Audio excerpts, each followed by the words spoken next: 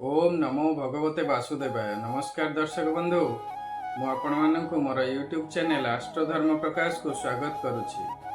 दर्शक बंधु, आज आम 12 गोटी राशि मध्य गोटे राशि व्यक्ति विशेषकर नवेम्बर 2025 राशिफल विषय आलोचना करिबा। एही मासिक राशिफल लग्न राशि एवं चंद्र राशि उपर आधारित। आसंतु प्रथमे देखिबा नवेम्बर 2025 राशि चक्र रे ग्रह मानकर स्थिति किपरि अछि।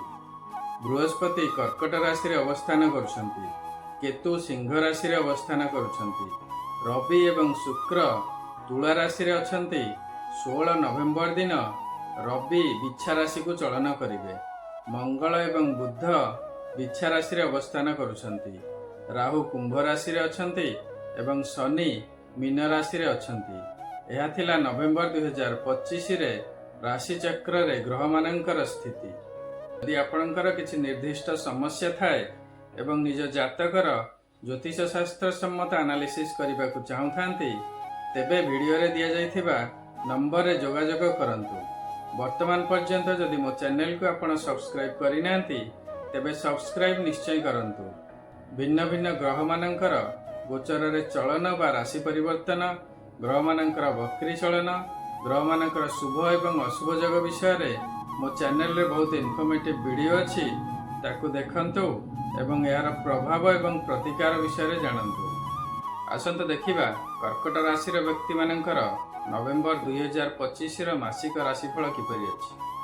कर्कट राशि रो अधिपति ग्रह हेउछन्ति चंद्र, जे कि ठंडा, ज्वर, श्वास, शरीर पीड़ा इत्यादि रो कारक ग्रह। तेणु ए सब आपणकर सर्वदा रहिबो। तेणु एथिप्रति टिके ध्यान देवे। वर्तमान बृहस्पति कर्कट राशि रे अवस्थान करुछंती। बृहस्पति लिभर, चर्बी जातीय रोग एवं मेदबहुलता बा ओभरवेट इत्यादि रो कारक ग्रह। तेणु प्रत्येक दिन योग, प्राणायाम एवं मॉर्निंग वॉक इत्यादि करी निजर वेट को मेंटेन करिया पई के चेष्टा करिवे। आपणकर धन स्थान रे केतु अछंती। केतु साधारणतः जो भाव रे थांती सेथिरु जातक को डिस्ट्रैक्ट करांती। तेणु आपण इनकम करने प्रति मन ध्यान न दे अन्य कार्य रे अननेसेसरी टाइम वेस्ट करिवे। शनि मध्य नवम रे थिबारु प्रत्येक कार्य रे विलंब हेउथिबो बा कर्म क्षेत्र रे डिस्टर्बेंस क्रिएट हेउथिबो। मात्र वर्तमान शनि ऊपर को बृहस्पतिंकर दृष्टि रहिबो। तेणु वर्तमान समस्त कार्य रे अग्रगति हेबो। शनिंकर कुप्रभाव उपरे ब्रेक लागिबो। अटकी धन प्राप्ति हेबो। वाणिज्य व्यवसाय रे उन्नति हेबो। आय रे मध्य सुधार आसीबो। बृहस्पतिंकर संपूर्ण दृष्टि आपणकर सप्तम स्थान को रहुछि। तेणु बिजनेस रे जदि किछि डिस्टर्बेंस थिबो बा पार्टनर मानक मध्य रे मनमालिन्य थिबो, ताहा मध्य समाधान हेबो। द्वितीय स्थान पारिवारिक सुखर स्थान मध्य। द्वितीय स्थान रे केतु थिबारु परिवार रे डिस्टर्बेंस देखा देउथिबो। प्रथम स्थान रे बृहस्पति साधारणतः व्यक्ति विशेषण को आत्मगर्वी कराई थांती।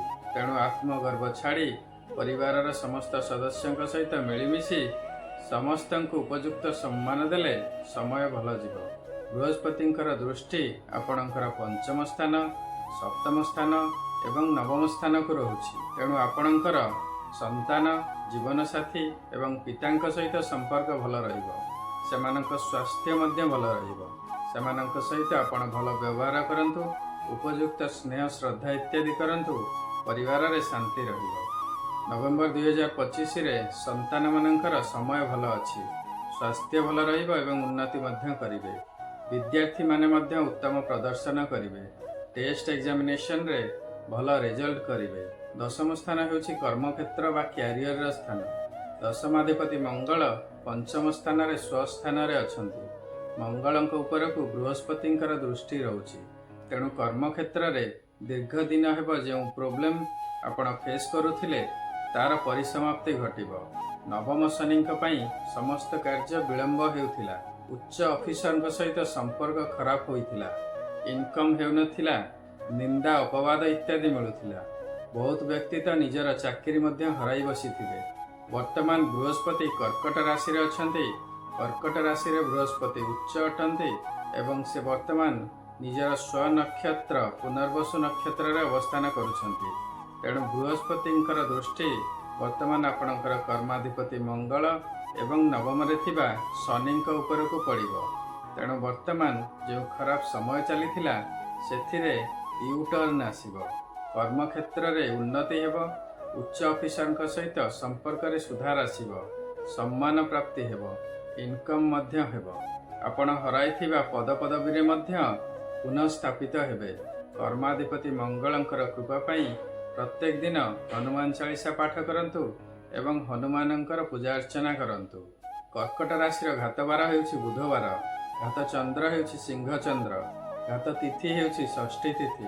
ଘାତ ନକ୍ଷତ୍ର ହେଉଛି ଅନୁରାଧା ନକ୍ଷତ୍ର। ଏହି ଦିନମାନଙ୍କରେ ଅଘଟଣ ବା ଦୁର୍ଘଟଣା ଇତ୍ୟାଦି ହେବାର ସମ୍ଭାବନା ଥାଏ। ସାବଧାନତା ଅବଲମ୍ବନ କରିବେ। କର୍କଟ ରାଶିର ଶୁଭ ବାର ହେଉଛି ସୋମବାର। ଶୁଭ ରଙ୍ଗ ହେଉଛି ସିଲଭର। ଶୁଭ ରତ୍ନ ହେଉଛି ମୁକ୍ତା ରତ୍ନ। ଶୁଭ ଧାତୁ ହେଉଛି ରୂପା। ଶୁଭ ଅଙ୍କ ହେଉଛି 7 ଏବଂ ଏହାର ଶୃଙ୍ଖଳା ଯଥା 16, 25, 34, 43 ଇତ୍ୟାଦି। ଆପଣଙ୍କର ଦୈନନ୍ଦିନ ଜୀବନରେ ଏହାର ସଦୁପଯୋଗ କରନ୍ତୁ ଏବଂ ଶୁଭ ଫଳ ପାଆନ୍ତୁ। ନଭେମ୍ବର 2025ରେ ବୃହସ୍ପତି ଆପଣଙ୍କର ରାଶିରେ ଅବସ୍ଥାନ କରୁଛନ୍ତି ଏବଂ ଶନି ନବମ ସ୍ଥାନରେ ଅବସ୍ଥାନ କରୁଛନ୍ତି। ତେଣୁ ବୃହସ୍ପତି ଏବଂ ଶନିଦେବଙ୍କର କୃପା ପ୍ରାପ୍ତି ପାଇଁ ତାଙ୍କର ପ୍ରତିକାର ନିଶ୍ଚୟ କରନ୍ତୁ। ଏହା ଥିଲା ବିଭିନ୍ନ ଗ୍ରହମାନଙ୍କର ଗୋଚରରେ ପ୍ରାପ୍ତ ହେଉଥିବା ଶୁଭ ଏବଂ ଅଶୁଭ ଫଳ। ମାତ୍ର ଏହି ଶୁଭ ବା ଅଶୁଭର ମାତ୍ରା କେତେ ରହିବ ତାହା ନିର୍ଭର କରିବ ଆପଣଙ୍କର ଜାତକରେ ସେମାନଙ୍କର ସ୍ଥିତି କିପରି ଅଛି ଏବଂ ଆପଣଙ୍କର ବର୍ତ୍ତମାନ କେଉଁ ଗ୍ରହଙ୍କର ମହାଦଶା ବା ଅନ୍ତର୍ଦଶା ଚାଲିଅଛି। ତେଣୁ ଯଦି ଆପଣଙ୍କୁ ଲାଗୁଛି ଗୋଚରରେ ଗ୍ରହମାନଙ୍କର ସ୍ଥିତି ଅନୁସାରେ ଆପଣଙ୍କୁ ରେଜଲ୍ଟ ମିଳୁନାହିଁ, ତେବେ ଆପଣଙ୍କ ଜାତକର ପ୍ରପର ଆନାଲିସିସ୍ କରନ୍ତୁ। ନିଜ ଜାତକର ଆନାଲିସିସ୍ କରିବା ପାଇଁ ଆପଣ ଭିଡ଼ିଓରେ ଦିଆଯାଇଥିବା ନମ୍ବରରେ ଯୋଗାଯୋଗ କରିପାରିବେ। ଶନିଦେବଙ୍କର ପ୍ରତିକାର ସ୍ୱରୂପ ଆପଣ ପ୍ରତ୍ୟେକ ଦିନ ଶନିଙ୍କର ବୀଜ ମନ୍ତ୍ର ଓମ୍ ଶମ୍ ଶନିଶ୍ଚରାୟ ନମଃ ଜପ କରନ୍ତୁ। ଶନିବାର ଦିନ ଶନି ମନ୍ଦିର ଯାଆନ୍ତୁ ଏବଂ ଶନିଦେବଙ୍କର ପୂଜାର୍ଚ୍ଚନା କରନ୍ତୁ। ରାଶି ତେଲରେ ଦୀପଟିଏ ଦାନ କରନ୍ତୁ।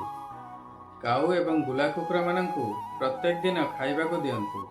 ଦରିଦ୍ର ଶ୍ରମଜୀବୀ ଏବଂ ସଫେଇ କର୍ମଚାରୀମାନଙ୍କୁ ଖାଦ୍ୟ, କଳାବସ୍ତ୍ର, କମ୍ବଳ, ଛତା ଇତ୍ୟାଦି ଦାନ କରନ୍ତୁ। ପ୍ରତ୍ୟେକ ଦିନ ହନୁମାନ ଚାଳିଶା ପାଠ କରନ୍ତୁ। ଶନିଦେବଙ୍କର କୃପା ପ୍ରାପ୍ତି ହେବ। ଦେବଗୁରୁ ବୃହସ୍ପତିଙ୍କର ପ୍ରତିକାର ପାଇଁ ଆପଣ ପ୍ରତ୍ୟେକ ଦିନ ଓମ୍ ସହ ଗୁରବେ ନମଃ ଜପ କରନ୍ତୁ।